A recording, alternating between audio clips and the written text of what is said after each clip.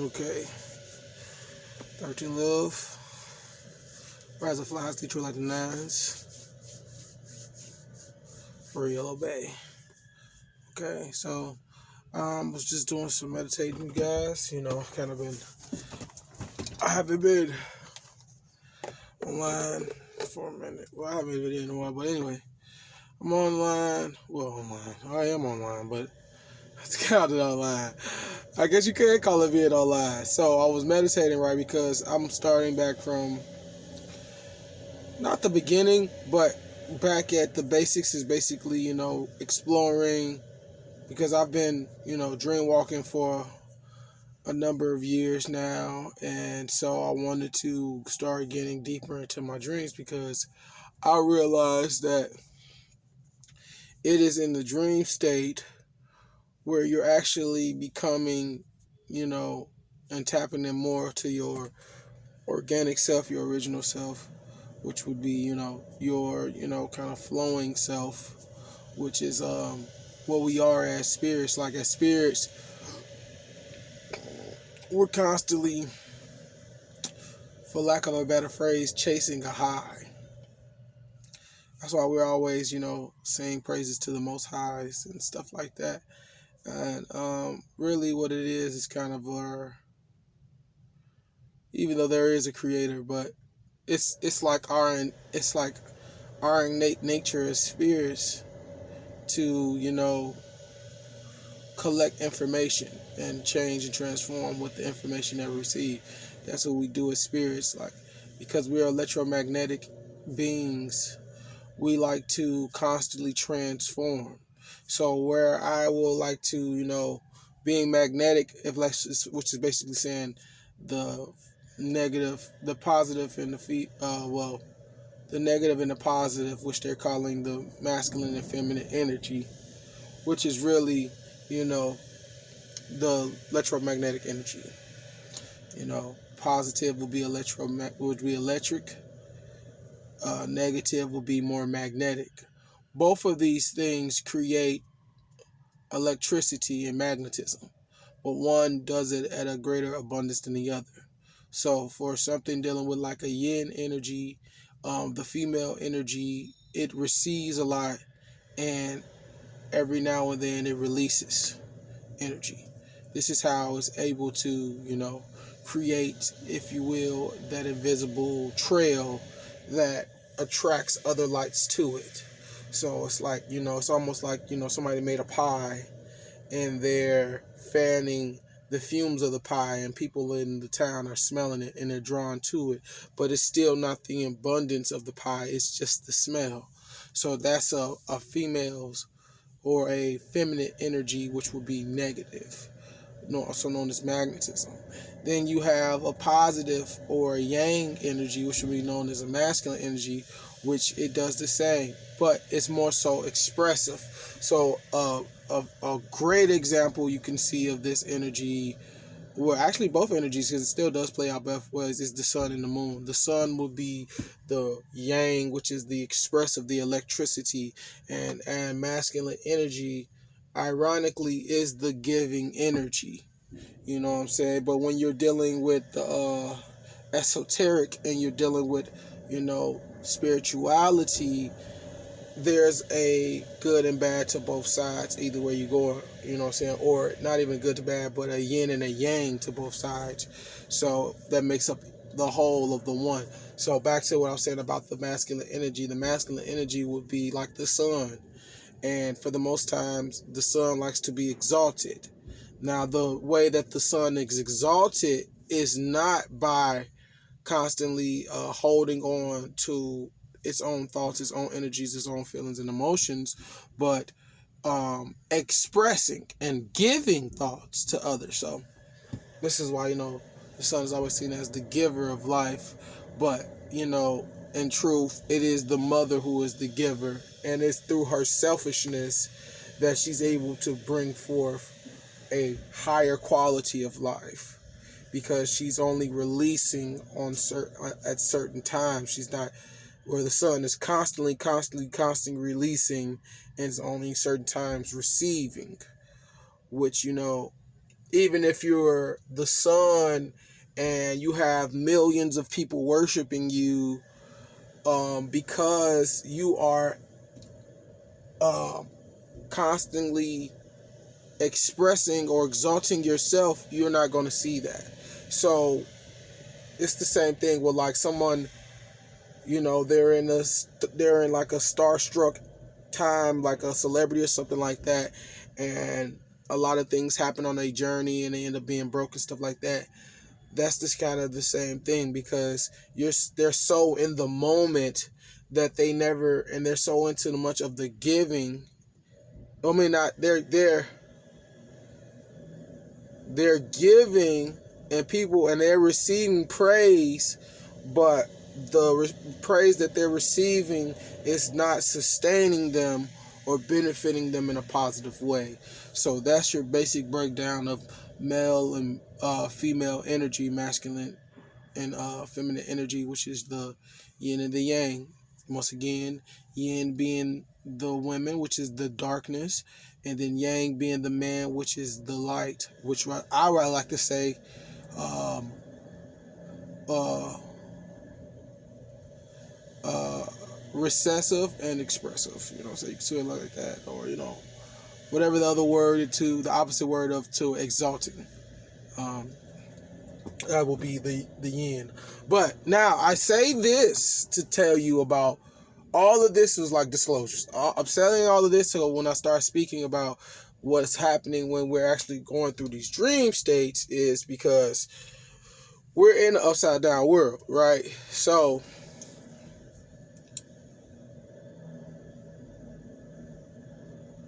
I was thinking to myself, like, what if every world is actually upside down and it's pretty much based on your perspective? Which is true in a way that it is like based on your perspective of what's upside down and what's not. But because as a collective, we have chosen this place and we have trialed and experienced this place collectively, we know that the way that the worldview is being led here is inefficient for the spirits that are actually inhabiting this planet. So it's not necessarily that what they're doing is like super wrong. It is super. Don't get me wrong. In the grand scheme of things, though, this is like a problem. Like if the universe was a city, like Chicago, this would only be like a town and one of the sides of the city, because you have the west side, south side, east side, north side, all that. So that's what I mean by like it's really based on your perspective now, and because of where I see myself personally, like it doesn't bother me because, well, first of all, it ain't at my front door like that, so it don't bother me like that. But also because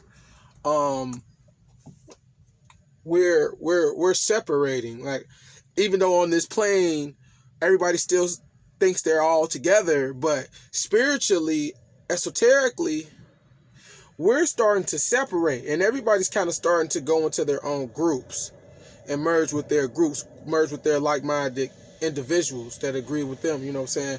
That's really what's going on esoterically. But back to the dream. So as I'm meditating, right? Which is like, if you want to go into your dreams and be aware, the best thing to do is to meditate first. And it all depends on what type of meditator you are. Are you a practitioner, or this is your first time? If it's your first time meditating, practice meditation give yourself about a month, or until you just start getting into that stage where you don't have to, you reprogram yourself that when you close your eyes, that means you're going to sleep. Because, and the reason I say that, you can even change it just by saying, I'm not going to sleep. Start saying, I'm going into a quickening. Start saying these different types of words, because sleep under the education of the worldview that we're under now, under these different governments like that, sleep is always, even subconsciously, associated to unconsciousness, which unconsciousness is what? Unawareness. So you can have your eyes wide open and not be aware. You know what I'm saying? You could have your eyes wide open and you cannot see somebody setting you up and they're doing it right in front of you because you've never experienced that. So ultimately, awareness and experience is and I just had the word, are they coexist.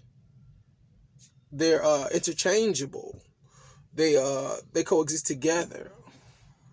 That was cool though. Like in my mind, like I'm having, like I feel the flow of energy flowing really smooth because I've been meditating.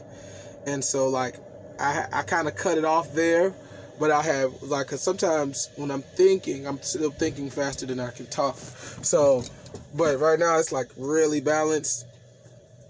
But yeah. You can associate awareness to experience, because just like the same way awareness is gained, well, no, because with experience, when you're really experiencing something, you're not really consciously aware. You feel me?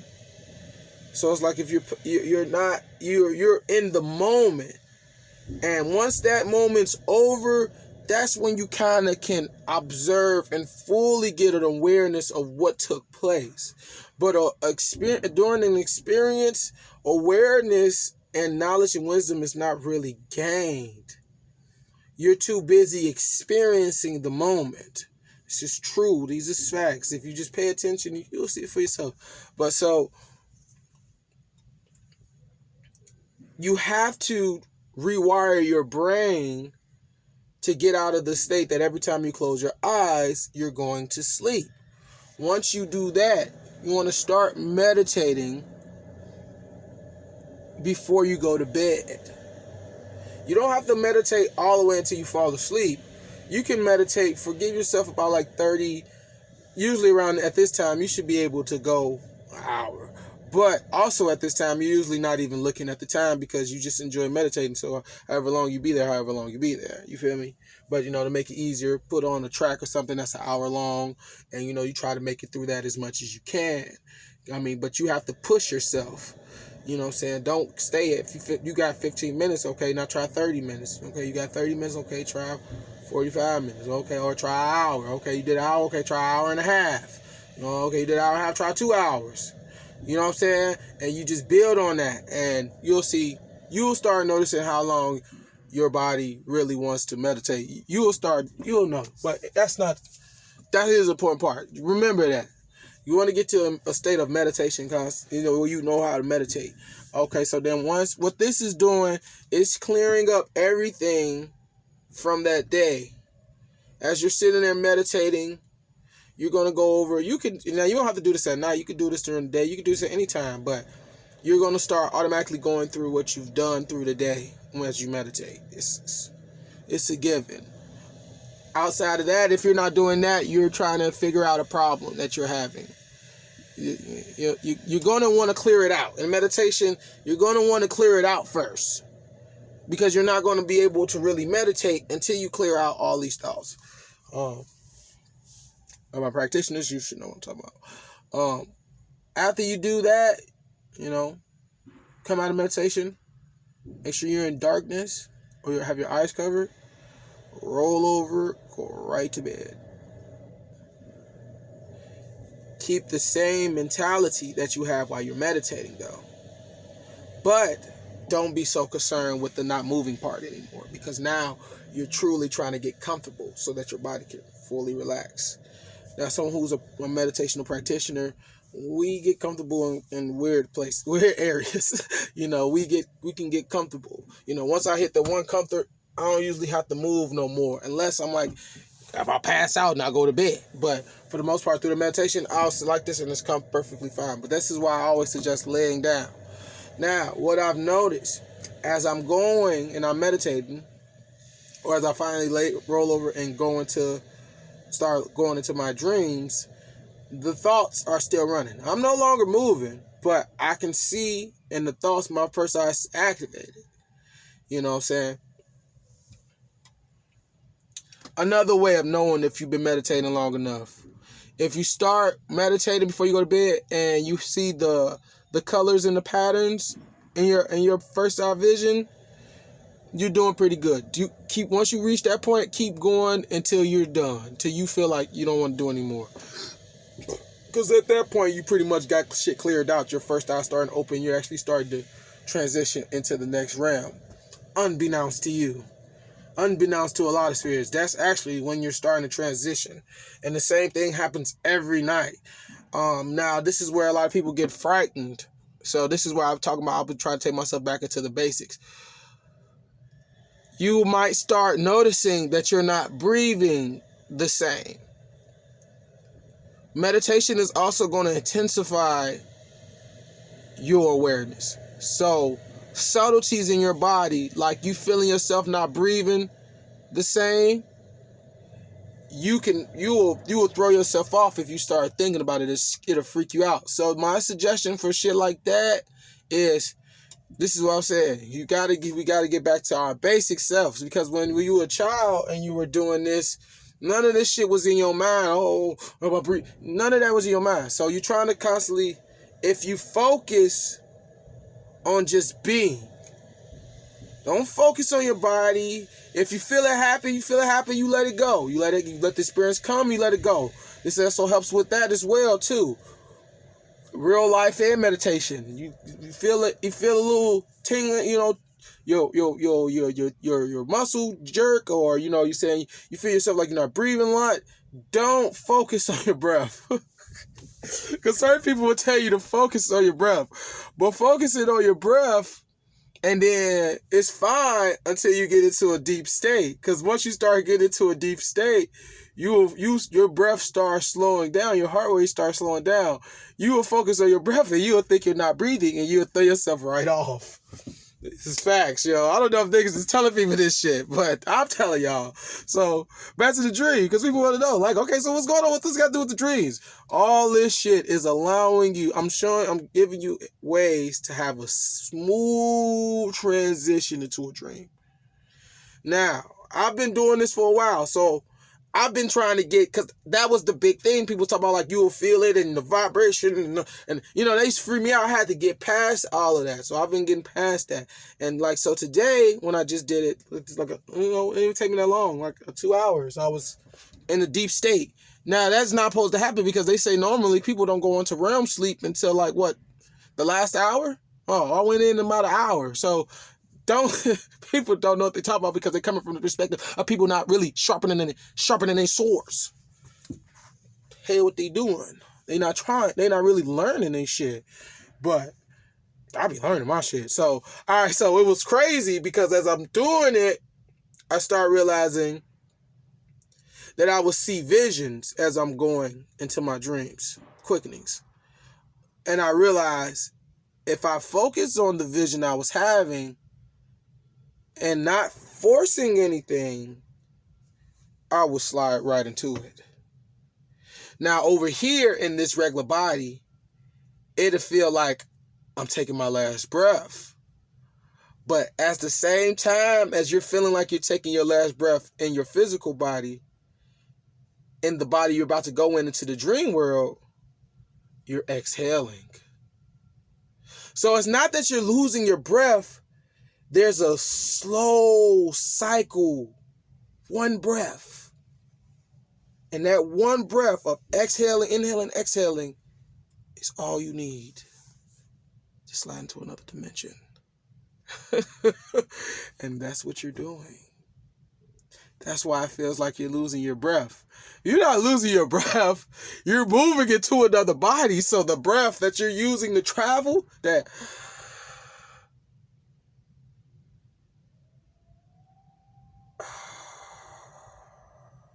I'm in a different space. Just think about what I'm saying, man.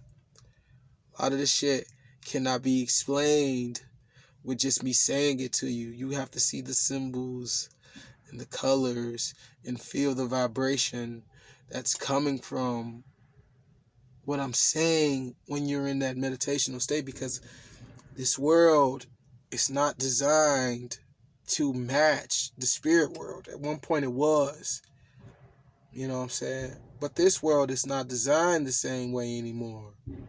So you gotta talk in parables here, because when you're in the esoteric, everything is everything. So even time, all of this shit is like in a ball. It's all in a circle. It's not a linear line like, okay, this is time. This is space. This is the future. This is the past. It's not like that. It's all in one thing. And you push and pull what you want to experience to you by being able to stay the course. But 13 love. I just wasn't let you know, respect.